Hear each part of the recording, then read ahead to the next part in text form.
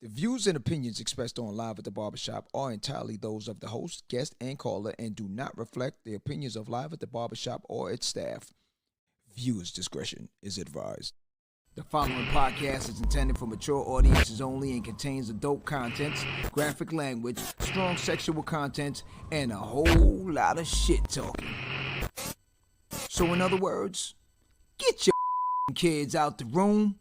Here we go at the barbershop with your hosts, Nisha J, Aaliyah, Black Republican, and those two crazy Caribbean guys from the Q&N show, Norris and Q. And now, the man of the hour, Mr. HNIC, Mr. Sleep When You're Dead, Hustle Now, the magnificent. Yo, son. What's up with all that? I was just trying to amp it up, you know, like... Oh, okay, all right, yeah, all right, I'm with that. John, live at the Barbershop Podcast.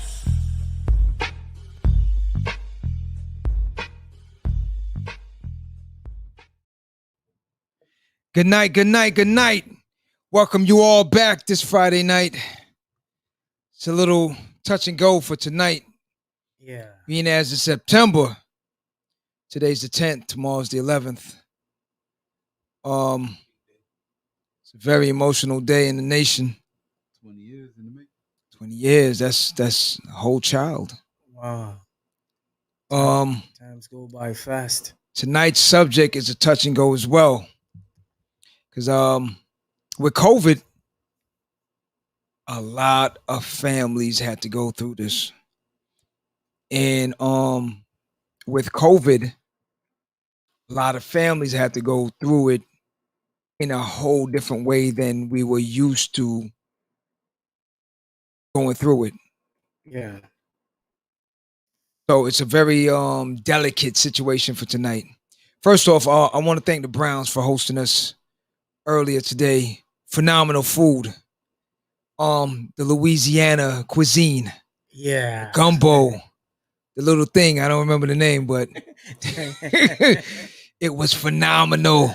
Yeah. Thank you to the Browns for that lovely get together.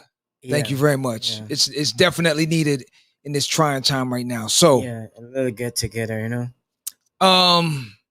Tonight's subject is called terminal illness. Do you stay or do you go? And by us saying do you stay or do you go, meaning that when you find out that a loved one, a spouse, a brother, sister, niece, nephew, uncle, friend is terminally ill, Yeah. What your choice? Do you man up, woman up, and stick by that person's side? Or do you say, well, listen, I didn't sign up for this. Yeah. It's too much work for me. Yeah. I don't want to deal with all this extra stuff. Yeah. But that's the subject for tonight. And I want a couple of our people out there to chime in on this if you experienced it. Yeah. If you're going through it, you know anyone that went through it. Yeah. So let's get it started. I'm your host for tonight. My name is John. To the left of me is my man, Yo Q. Yo, Q, what it do? What up? The shop is officially open, dog. The shop is officially open. Yes, sir. Friday as well. Fresh in the flesh. Fresh in the flesh.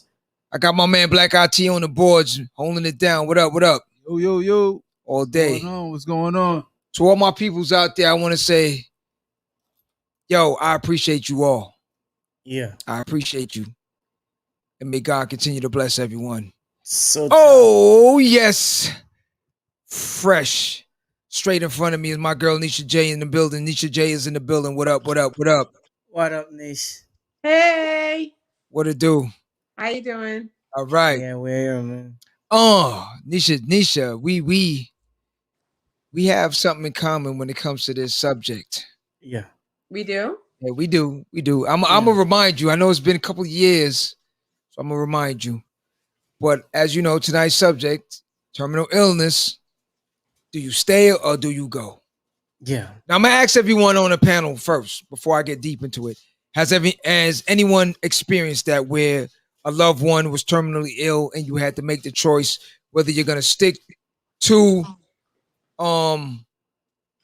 staying around to help that individual, the support or do you just say, look, I didn't sign up for this? yeah, because not everybody can deals with it also. Not everybody So, can okay, take. Q, Yeah. did you experience anything like that? Yeah, I experienced it with my my mom, my uncle, my aunt, and it's not an easy case because when you first hear of situation, it send you into a different thinking. Mm. When we talk about certain terminal illness, more like cancer. Cancer is gonna be the number Yeah, one. yeah. Because when I heard about my mom's situation, it sends me negative. Mm. In the same moment, it sends you negative. Mm-hmm. I don't know if it happened to anybody else, but it send me into a negative situation, meaning that they says this crazy disease, Mm-hmm. it just send you one way straight to death. Right. It's like that. Mm. And it wasn't easy for me. My brothers, some of my brothers and sisters would take it more, but in my case, I even come to a point where I said, I don't want to be here no more if that's gonna happen to my mom. Right. But you grow while she's going through it. You grow and you grow and you grow and you understand it more. Mm-hmm. Yeah. Now I remember I was there with her through Yeah. that situation also. Yeah. And like you said, it is definitely a touch and go situation because Yeah. you're seeing your loved one um slowly pass away. Yeah. Slowly Yeah. pass away. I had a cousin of mine, Raquel. I had to be in the hospital and literally watch her as she took her last breath. And to me, I think that is like That's crazy. the worst thing you can That's crazy. experience. Yeah. I've That's crazy, man. I've seen different things on the streets of New York and different things. I've seen people die in front of me, get shot and different things, but Yeah.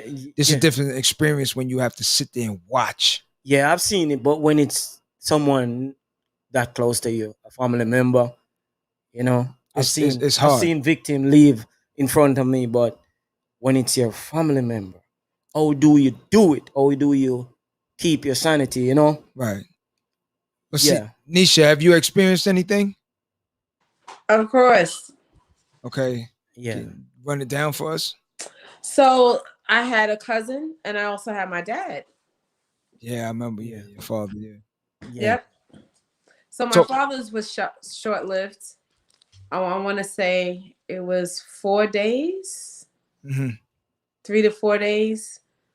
He had a uh, brain bleed, and the location of it, you have less than 1% survival. Mm. And it was fortunate. I was very fortunate because at the time where I was working, I knew exactly what was wrong with him and the prognosis. Whereas my family members, they weren't ready to accept the prognosis, and they were still hoping that everything would be better for him. And I knew better. And it's just crazy how I knew better because of, like I said, I worked in a neurosurgical area at that time. And I knew that once they said parenchymal um, um, brain bleed, I knew that it wasn't going to be long. So it's one of those things that I kind of like knew, and it's hard to explain it to other family members. But yeah, So but you let hmm? no, so you let it process. I actually, I don't. I Some people may have thought that I did it a little bit. I didn't have Emotional side. an emotional side. Yes, thank you. I'm processing my words because once I found out, I left. Mhm. And the reason, my father was in New York City. Let me explain. And I went to New York City. And once I found out the location, and everything, I turned around and went back home to Delaware because I knew that me staying there and being in that environment, I couldn't do it because I knew there would be a lot of people there. And I'm just going to be just transparent. that would have this hope that wasn't going to be there. And I know that what's explained to me is that once this happens, they're no longer there. Like Right. they basically passed away once the vessel ruptured. Mm. So I had to look at it in a clinical sense to help me with my sanity, which later on, you feel like, okay, I know this is my dad, but to be literal, he was not there. Like his body was there, and they kept him alive on a ventilator, but he wasn't there. So Yeah. let me. Oh, before we go, I got Sassy's in the building. Let me just bring her in real quick. Sassy, what's up? What's good? You in the building? I'm What's up? finally here. What's up? Okay. Yeah. So we were just talking to Nisha. So no, Nisha, let me ask you now. Uh-huh. Echo. Sassy, you got Sassy. something you got to turn down probably. Okay. Yeah, we get Touch yours down a just a little little humming. bit. Yeah. All right. Yeah. All right. Yeah, Right you're there. beautiful now. Yeah. All right. So Nisha, let me ask you in a situation like that now. Did any family member decide that this was just too much for them and they're gonna go? Because you stayed. Well, actually, no, I left. So you left. So you I left. decided to stay. I Because mean, you know to go. I mean, The reason why I left is like I we know the said, prognosis. Yeah. I knew the prognosis, and I knew that within time. So let me further explain to you what type of bleed it was. Due to my experience in the medical field, I knew that at one point or another, he was just going to his breathing was just going to stop, and that was going to be it. It's just a matter of time. Yeah. Whoever has this kind of brain bleed, this always happens. It's either you decide and you withdraw care, which is basically take them off the ventilator prematurely, or you let the body do it. It's just a matter of time. So my mom, I explained that to her, and the doctors kept asking her, do you want to withdraw? And she didn't want to, because she believed that maybe the miracle will happen and he will Yeah. survive. Yeah. And along with the knowledge of that, if for some reason, if he did survive, because he was without oxygen for so long, he would have he would have an anoxic brain injury. And along with that comes care of being paralyzed, unable to talk. He'd be What we call vegetable. Yeah. vegetable, right? Yeah. Basically vegetable. And I knew that my father wouldn't want that, and I wouldn't want that for him. And if it was my choice, I think I would have the fortuity to say take him off. But my mom was like, no, let God do what he does. And eventually my father did succumb to his brain bleed. But that was that one incident. My brother-in-law, I could say this much, he couldn't see my father being in that predicament, so he had to leave the hospital for that. But I left because I knew better, and I knew like staying around, he wasn't there. So if you want to say that I left, I left. My brother-in-law, he couldn't take it, he had to leave too. Yeah. But my mother and my sisters, they stayed visual in the hospital. I couldn't do it. Yeah. You always have that person who has that hope. Would stay. It was a lot of hope. And I'm telling you, like I said, it's less than 1% a person makes it. see, So I kind of like, no. there's different levels of the staying part of it. I'll explain in a few minutes. So, Sassy, any experiences from you with that? What do you? And did you decide to stay or go? Sorry. Okay. Is it just like for family members or in general? No. Friend, family, siblings, anyone. We're in the zone again. Yeah. Go ahead. Go ahead. For family members, let me think. Not really. I haven't been up and close. The closest was like a really good friend of my mom. Okay. End stage, terminal cancer. And we went to visit her the night, like in the daytime before she died that night. And she just gave us a look, and this feeling came over everyone in the room. You kind of felt like, oh wow, this is it, And she kind of tried to cry out, but she was just so weak from everything. It was really, really a touching moment. That was the closest I've ever been to someone that was transitioning. It was really deep. funny how you speak on that part there because I experienced that twice, and it's a funny feeling. You know, like when they say you can look into a person's eyes and tell their soul, Yeah. and it happened to two people that I know. A good friend of ours named Jermaine, and a person we call Papa, which is Mr. Rivera. And Mm.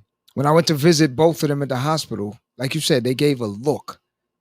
It's not so much of a look like "help me, I'm dying," but it was just a look. It's just a funny look where when you looked in that person's eye, you didn't see them anymore. You didn't see life. You didn't see they're there in the physical form, but beyond their eyes, where you can see a soul, you can see. And I remember specifically. Let me go to Mr. Rivera first. So now, when we went in there, saw him, his spirits was up. Everything's good. And when we were leaving, I said, "Ah, yo, you good?" So he said, "Yeah, I'm good, man. I'm good." He said, "You feeling? I'll be out of here in a few." I said, "Okay."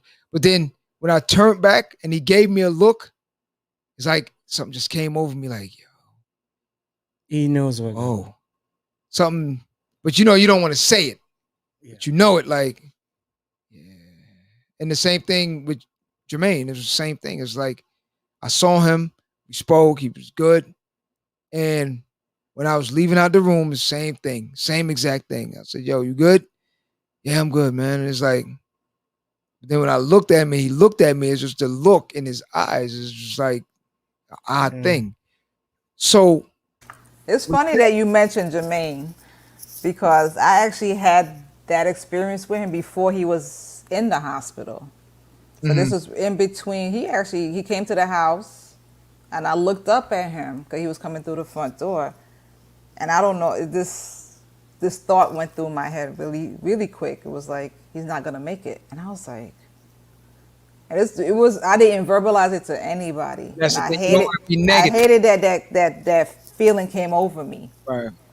And I was trying to dismiss it, but then when we got the call, and it was several weeks prior to that he passed, I was just like, why, you know? Yeah. It was hard to like experience that. It was like a split second. I looked up at him, and that thought just came. He's not gonna make it.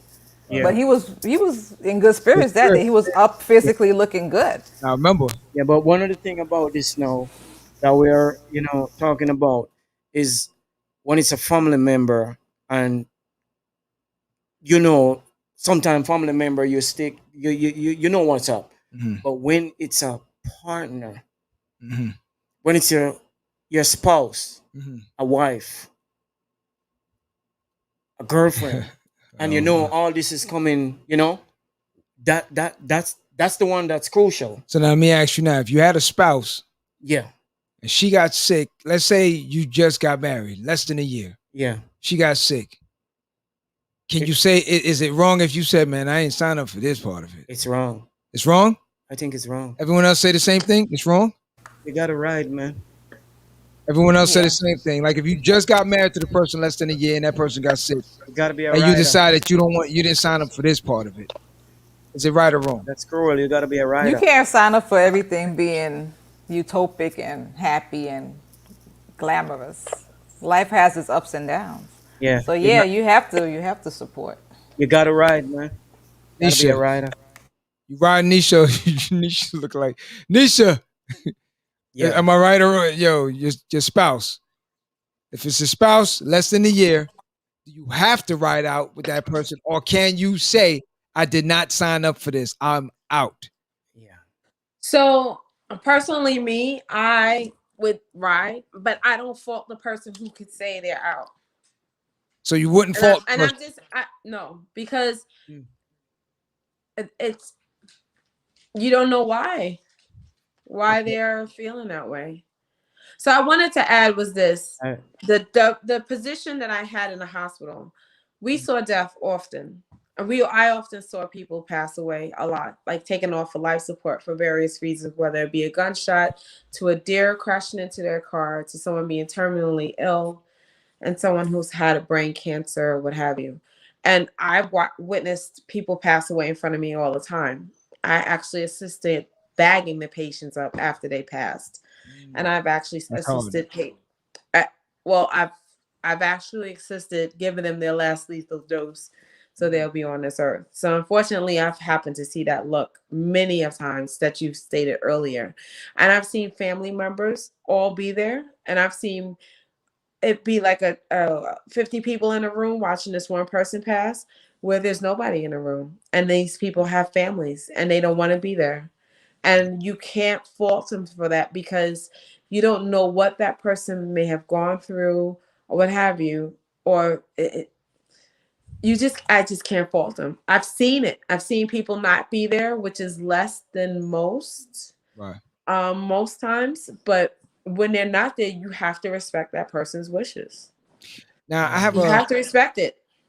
we have a personal situation, you and I, where a high school friend of ours, Lincoln. Remember Lincoln? You remember Lincoln? Lincoln used to run track too. Okay. Okay. So now Lincoln had a situation that came up. Okay. Um I Because don't you're know. scaring me right now. No. Well, he passed away. Okay. Passed away. But Who? Lincoln When? years ago. Yeah, I'm just letting you know. No. Yeah, Yeah, Light Lincoln, skin Lincoln? I like that. Yeah, Jamaican Lincoln. that's my thoughts though. That Vio No, said. no, no. I just saw. No, you talk about a different Lincoln. I'm talking about Lincoln that used to go to Jamaica High School, same way. Right. So there's another one that There's I know. another Lincoln, yeah. Right. So he used to Okay. hang, you know him if you see him. You know him if you see him. He used to live Okay. right off of Linden, more over where we call Bricktown. In the back portion there, Bricktown. If you're taking Linden almost going down to Merrick. But he had a situation like this. Like I hadn't seen him in a minute, and then I got in touch with some people when I shot up to New York one time, and finally touched base one day, and then somebody told me he had cancer. I was like, Lincoln, Wait a minute. Are you talking about Devin? is it Devin? I thought it was Did he have mouth cancer? yes. My Oh, bad. it's So that. it was My me who bad. told Yes, you. yes. Yeah, Because that's you're really getting ready to Please. make me get off this thing. Excuse me. Yes, And I'm mixing them up. if Excuse you me. want me to tell his story, he was the other person that I watched. Well, all right. Tell your side. I'm gonna tell my side. My bad, everyone. Okay. I totally You about to crapped out on that one, but I don't Okay. know how I mixed Lincoln up with Devin. Okay, all right. Because the Lincoln, Yeah. because I was going to get off this No, that's why I said Lincoln that ran track, but I and don't know why. call him. I don't know why in my mind Lincoln came up. But okay, all right. Yeah, Okay. Devin. So all You right, had me so. tell your side. So okay, it probably was me because I probably told you. No, I well, it knew wasn't you. It was okay, Adrian, but go ahead. that's fine. I probably told Adrian, and I'm taking ownership of this because this is very dear to me. His name was Devin. He used to live behind the bus terminal on Jamaica Avenue. Mm-hmm. One day I saw him, and he saw me, and he took off, and he stuttered as he talked. And I mean, when I say he took off, he scurried. And this was after high school. I didn't understand why. I saw him covering his face. I didn't know what that was about. Anyway, one day I chased him and I saw him run into his apartment building. And then I realized his face was disfigured. It wasn't the same disfigurement that I've ever seen in my life. So I managed to get out of him what was wrong. He had developed mouth cancer, came out of nowhere, and it was at the roof of his mouth. The problem was the reason why he ran was because his top jaw was extended out. So it was more of a, if I could say, like he looked like a horse or a Like giraffe. bucktooth situation. It From was a tumor. more than that. It was more pushed out. Yeah. And the bigger the cancer get, the more disfigured his face became. And of course, it blocked his airways, did all of that. So once he felt comfortable enough, I would go and see him. I went to see him at least 3 times a week. I didn't know what I was doing, to be honest. I wasn't in the medical field at that time. I was just Being being there. you. Being you. Yes, I was being me the best way I could be. And I'll never forget. I was getting ready to get married, and I told him I had just gotten proposed to, and we would talk. I would spend at least an hour with him. I'll never forget. And then he just got worse. And towards the end, I remember him telling me he wished that he had listened to the doctors and gotten the proper care because it would have possibly prolonged his life. Instead of he used he believed in herbal supplements and instead of taking a chemotherapy, but had he had act on it earlier, maybe they could have removed it. But me now being in the medical field, it's so close to his brain. I don't know how much longer he would have had or would they have been successful, but it was serious. And he eventually succumbed to the cancer, which I went to the funeral as well. His mother and I became very close because she was my outlet for finding out information for him whenever he was hospitalized. But it was different because the funny thing was him and I weren't really close in high school, and if I hadn't spot him running when he saw me, I wouldn't have thought anything to chase him down and ask why. And then eventually I eventually caught him and I let the other track members know that he had this cancer and we should all reach out to him because it doesn't look too good. And the doctors are telling him that he doesn't have long to live. I think he lived about a year. I want to say the most once I found out.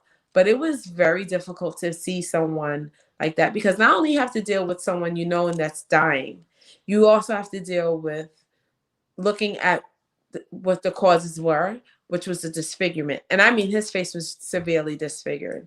God bless his soul. So yeah, Devon was his name.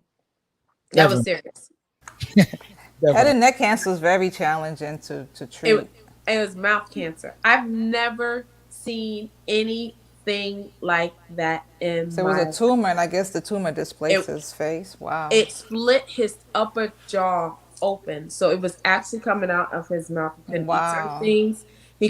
He couldn't do, but it made his face, his top mouth come out. That's major. It was very dangerous. Yeah. Because his brain is exposed. The thing, now my side of it is a little different. But when I found out about it, I reached out to him. So me and him used to talk, every couple of days or whatever. So I asked him what happened. I'm like, I don't know you from school even smoking. Doesn't smoke. Never did smoke.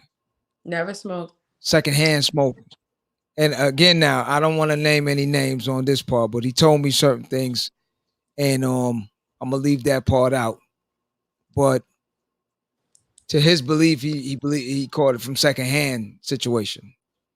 Okay, so the reason why this kind of how do you catch it from secondhand situation? Secondhand smoke. Oh, secondhand smoke. Someone else was close to him was a smoker.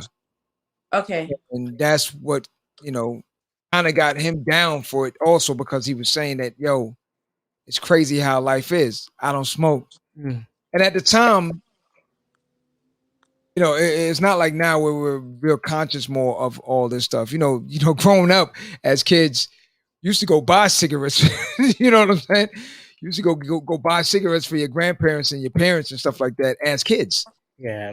Maybe times changed. Maybe it's a Jamaica thing. We light the cigarette for them. We light it. We used to light it for them. Yeah, we didn't know that you was. You would actually puff on it?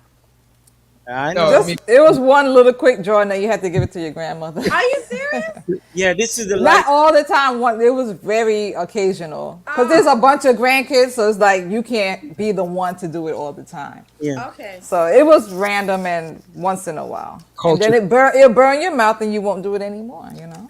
so You don't like for the me, taste. for me, You I don't was like I was a taste. regular Rothman go getter. Okay, Mataron. so the guys at this corner store knew me. Let me get a pack of Rothmans. So In Jamaica it's Craven A, but Craven up here it's A. Rothman. but no, up here was the Rothman down there. Rothman, So, Craven A. Yeah. but with him, talking to him, the most disturbing part of me and him talking, and I don't know if you knew this at the time, but you know he was married. Oh yeah, his wife left him. Exactly. That- So Yeah. while we were talking, we that's the Uh-huh. point we want to know Oh, because I do know that.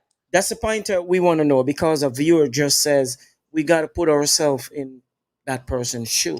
understand. Yeah, You do, but let me tell his story.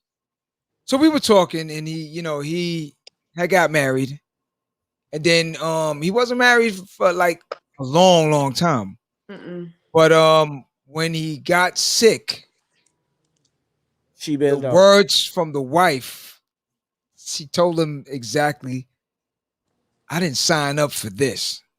I'm not here to be anybody's caretaker. I'm not taking care of nobody while they're sick. So I'm out. What's the age group? Because it sounds like he was in his 20s She at was this time. yes. Yeah. He was in his. She was in his 20s, and actually, if I remember, she was younger than him.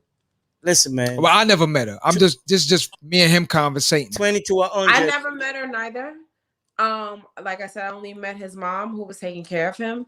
But if I was, how old was I when I got married? So I want to say I was about maybe like 23, 24. He was older than me because Wow. he was older. Yeah. He must have been like 28, and she was early 20s. Wow. But see, I'm gonna tell you something. From Early talking, 20s. I'm gonna tell you what. From talking to him, I think that helped bring him down even. Yeah. Oh, definitely. That's gonna Because from me and him Yes. talking, that's gonna he tear- told me like yeah. that crushed him Yeah. Yes. immensely because Yeah. Mhm. he's looking for that person to be Yeah. his support team. Yep. And he didn't have that. And then all the friends, some of the so-called friends that we had Yeah. wasn't around. That's Yep. So it. now, from talking to him, now I was out of state. So for me and him talking, I was like, I felt away, but I'm out of state. So I said, all right, well, I'm gonna call you on a regular because me and him was cool in school. We all hung out. But then as time went on, everyone went their little ways and stuff like that. He wasn't in the exact crew that I was in after school. We hung out in little spots here and there on Jamaica Ave and stuff like that. But the usual crew, he wasn't a part of that. So now talking to him and getting an understanding of everything, that right there always blew my mind that what happened to the vows part of the thing, where it's for better or worse, richer or poorer, sickness and health. You know what I mean? Like that part of it. You know, a lot of these terminal illness, it's the support team that brings people a lot further. I That should say further. can hold on. Hold on longer. Yeah. When you have a good support team. And if you married to this person and this person said, I'm out, that burden is going to be on you and the illness is going to be on you. So you got to that's double trouble. Yeah, I couldn't even You see? fathom. All right, take it for a friend now. No. Right? Like I love everybody around me on this panel. Anyone that got terminally ill, I'm there. I couldn't even imagine a spouse and you telling that person, I did not sign up for this. But check her age though, because all right, so basically, if you say she's maybe early 20s, think about it now. She's transitioning from her parents to adulthood. She's used to being taken care of. If you think about it, Well, most persons under 25 are really not prepared for such a thing. Most females are beasts. No, we're not gonna say female. Most persons Beasts. under 25 are really not prepared for being a caretaker. They're more in the being taken care of phase. Think about it. Can I say Go ahead. something? Go ahead. Yeah. My memory recollects that this young lady was not American citizen. Okay. So it was more or less Okay. something that Provisions, was provisions, Yeah. right, whatever you call it. provisions. Yeah. So I feel as Pasa, pasa. when she got that clearance, that was Yeah. it. She was out anyway. Yeah. Okay. And it just became this. Yeah. Because he literally got married right before his diagnosis. Yeah. But still, And man. he worked, I do How remember this. He He worked cares. in IT. He worked in IT, right? So I have to bring this up about him. I knew nothing about the internet. He was like, you can watch movies on TV, on the computer. And I'm like, really? I'm like, how could you? He was like, yeah, there's these sites, you go in there, you could just watch movies. He was the first person to, be that advanced to let me know that you could be able to watch movies that's in the movie theaters on your computer. I have to say that about him during the talks that we had. He was very smart with that. Yeah, Yeah. bootleg, whatever you want to call it. He was very smart. He was the first bootlegger. But that Yeah. would be very tough for a spouse, for anybody listen. to tell you But this all is right. it. Let's They're a young couple still, but but let's all think now when we were that person's age. yeah. Okay? We were all that person's age, but you still gotta have a heart somewhere in between, regardless of what. Yeah. You She still did not. gotta have a heart somewhere in between. Yeah. There's a lot of things that we didn't sign up for at certain ages. You know what I'm saying? Like we've all been through our own little trial and tribulations. I've been through a lot of little street situations that we ain't signed up for. She was But there for at the one end of the thing. day, you still got to have a heart. You got to be that scarecrow that just went to the Wiz for the heart. Yeah. Like, there's no way you could tell me that someone could tell you that they have a terminal illness and you look at that person and tell that person, nah, I didn't sign up for that. I'm out. Wow. It's a difference. It's a difference if you say, okay. Sometimes relationships could sometimes be one-sided. You understand? It could be lopsided. Let me say lopsided because maybe he loved and cared for her genuinely, A lot more than she. but she probably He looked did. at him more for provisions. Yeah, it's always been that way. And now provisions were gonna disappear for her. Yeah, it's always been that Okay. way, you know. And these things happen in relationships. Sometimes they're imbalanced. Dude pouring So- it out. That's why I said there's no such thing as love. No, Nah. we ain't going there. We ain't going there now. No. We ain't going there. We're not going that way now. Cause he's Turn it backwards. Nah. He love. But no, I'm just saying. I mean, it's a very touch and go situation because again, like I said, it's a terminal illness. We've had numerous friends and family. Most recently through the COVID situation, our good friend Marvin passed away, and even with COVID, it was a rough situation because a lot of us could not even visit our friends and family. Not even the You funeral. understand? You could not even visit them. I remember when I went to his funeral, and he's a Muslim, and their faith is totally different. Like females couldn't even go near the gravesite. They had to wait till they did their ceremony and did everything, and then you can go over female wise. But think about that now. It's like, and even in that situation, we're trying our best to somehow get near him in some shape, size, or form. Yeah. Because we know how it would feel for that person to be there lonely. You imagine yourself now, you go to the hospital, get visit. diagnosed with something in the hospital. And then you call your family and friends, and then you telling them, I'm sick with COVID or cancer or something, and no one can visit you. You're in there by yourself. No support team. Nobody. All you can do is talk to certain people on the phone. And then again, depending on the individuals, how many times you talking to that person. Yeah. How many times you're hearing from that person. Yeah. Because things, it's over the years, things have changed. And now with COVID, you kind of hope that people get a better understanding on life, a more spiritual based And COVID. situation. Yeah, we see so much thing with COVID. But that's why tonight's subject was so touch and go, because again, to look at someone and say, yeah, I'm not going to be here for this one. I'm not interchanging anyone's diaper or doing any, I'm not you know, signed up for this. nah, it's tough. It's tough. It's crazy, man. I personally feel like How can you COVID walk away from changes your female? mindset on a lot of things, as far as the health care and the health system, because as long as COVID is active and alive, anybody who walks inside the hospital has the possibility of recovering by themselves. Whether you have cancer, whether you have a child, whether you have a leg broken. So we have to rethink this whole COVID situation as it's only affecting the COVID patients. No, it's affecting everyone who works or has to be hospitalized at some point. If you need a simple surgery, you can't have visitors. You can't. And everybody thinks it's just COVID. No, it's not. It's not. Trust me, it's not. It affects everything.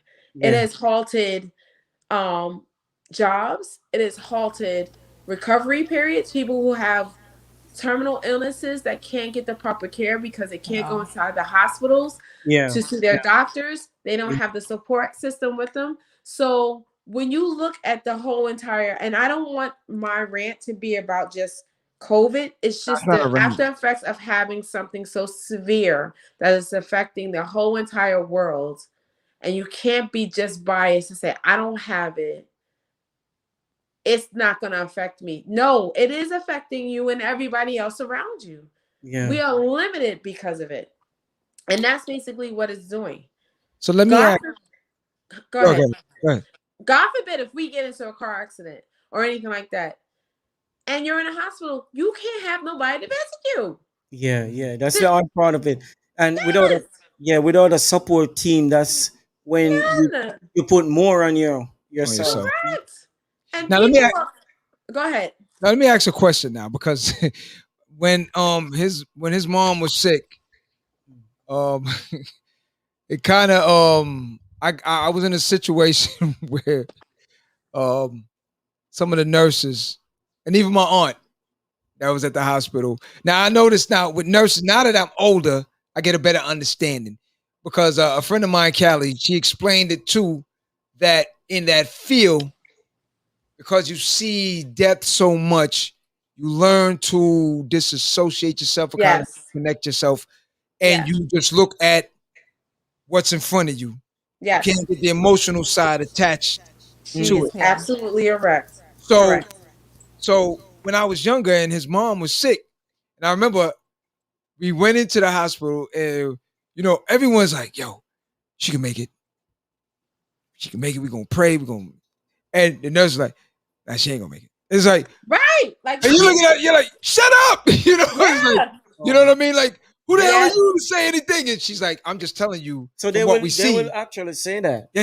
And they were like, well, not in a mean way, but they were coming in and out the room, and they were just like, they know what's up. Yeah. Try and say a little prayers, and you're like, shut up, man. You ain't saying nothing. I'm not saying nothing. And you're getting emotional because you're like, yo, who the hell does this person think they are? You're not God.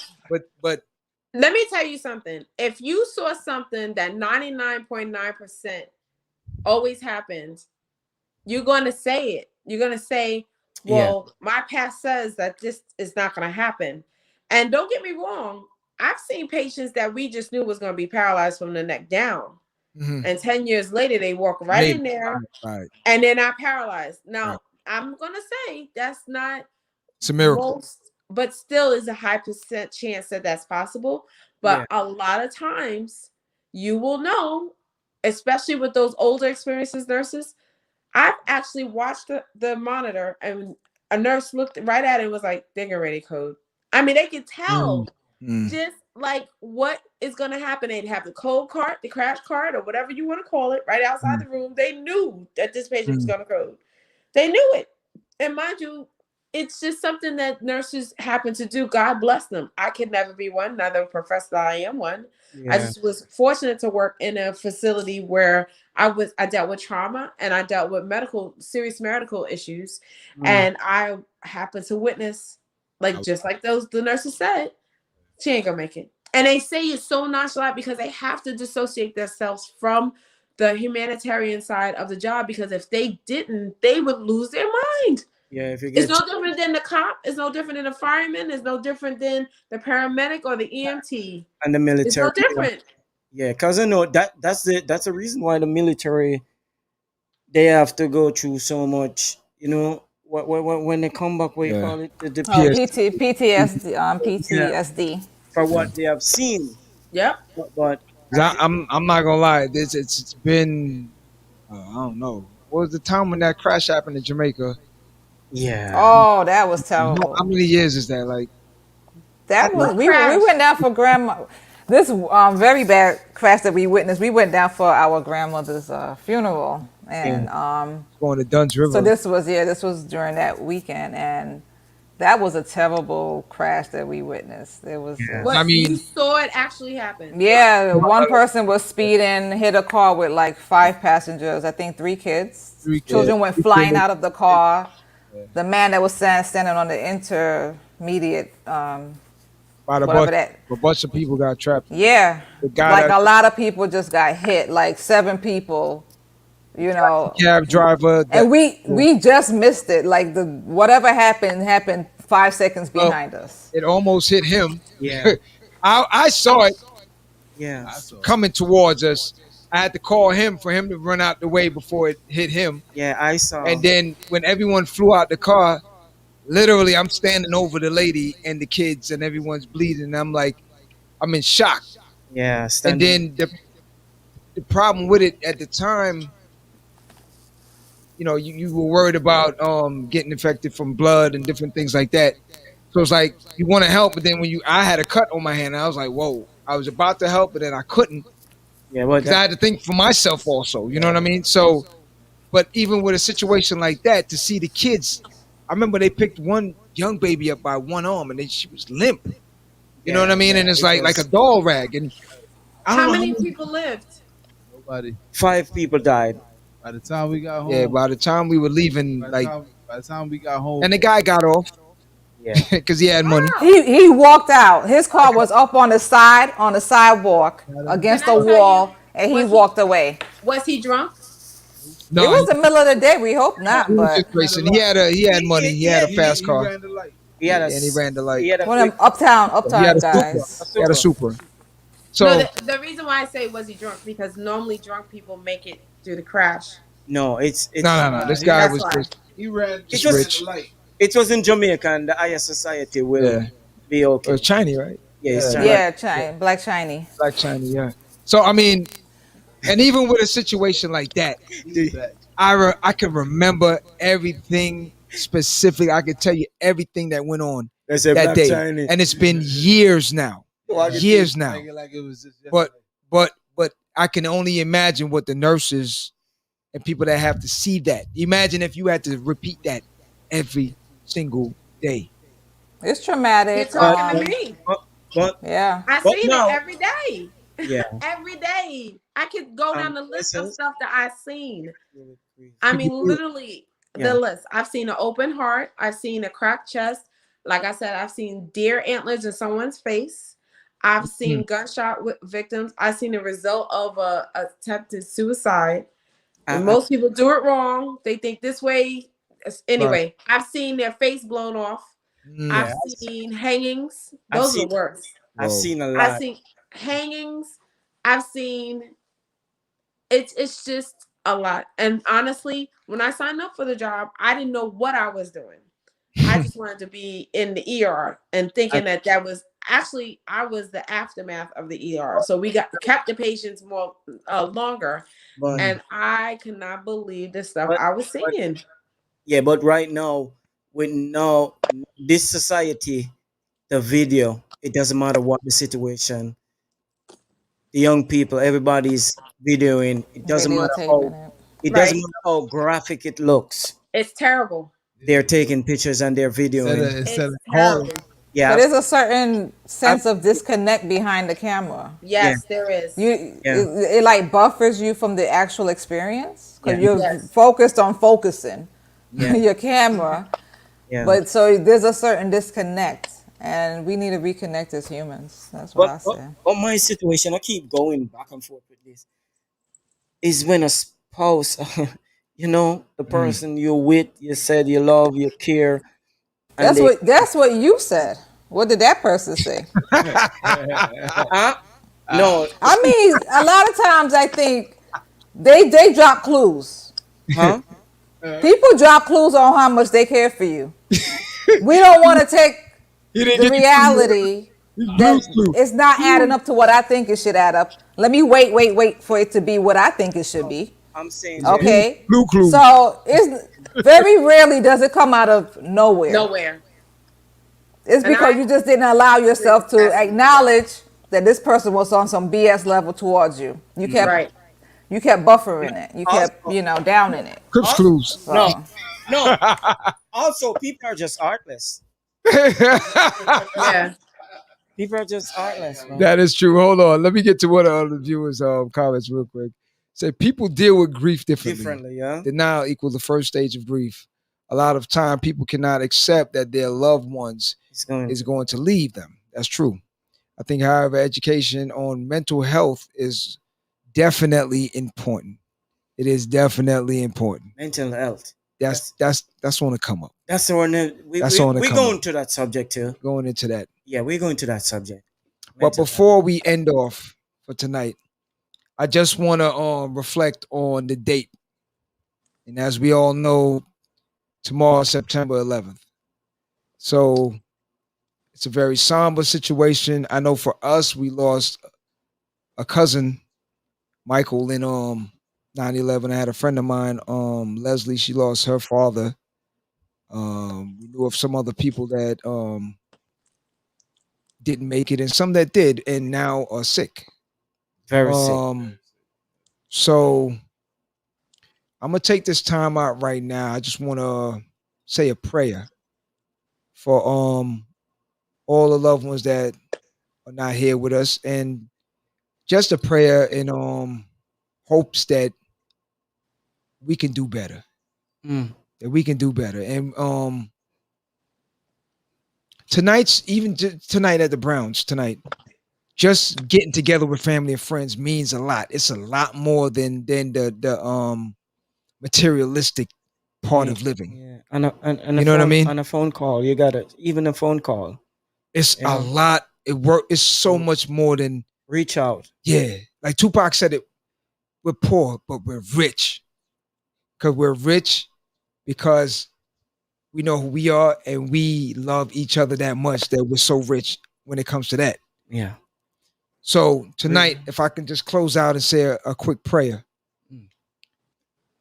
So, dear God, I ask that you guide this nation, this country, and this world into being better people, the people that you created. To not look forward to all the material things that you can't bring with you. You can't bring none of this stuff with you. You come into this world with your name.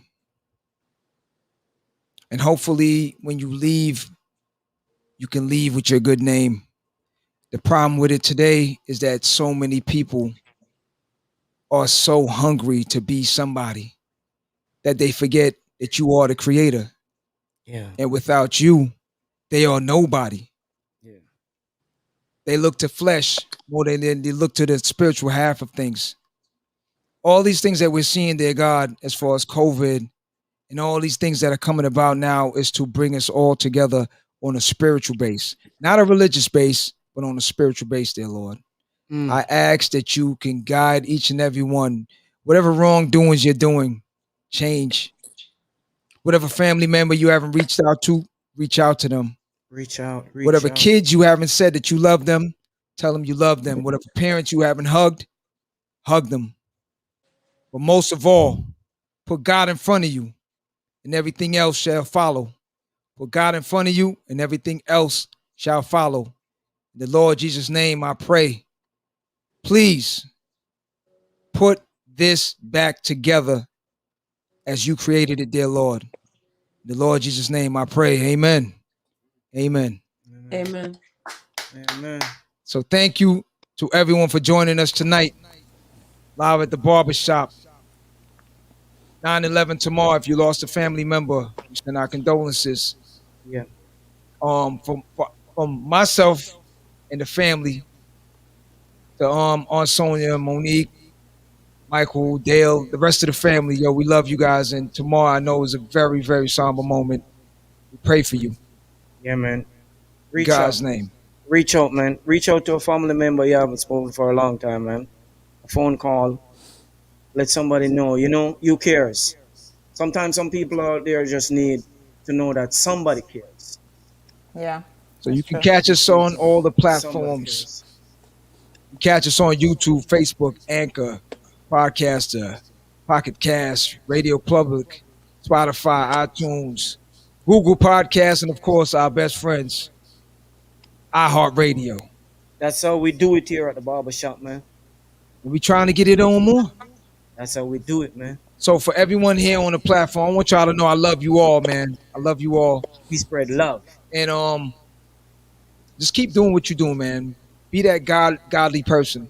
Nisha, keep doing what you do. Sassy, keep doing what you do. Q, Black IT, myself, Norris, Norris. um, Black Republic, Aaliyah. Aaliyah. Oh yeah, I forgot. Yes, Aaliyah is doing big things out there in Mexico. So be safe where you're at, Aaliyah, and God bless you and your friends. Norris, we cool, man. All right, yeah, Norris, yo, God bless. So to everyone,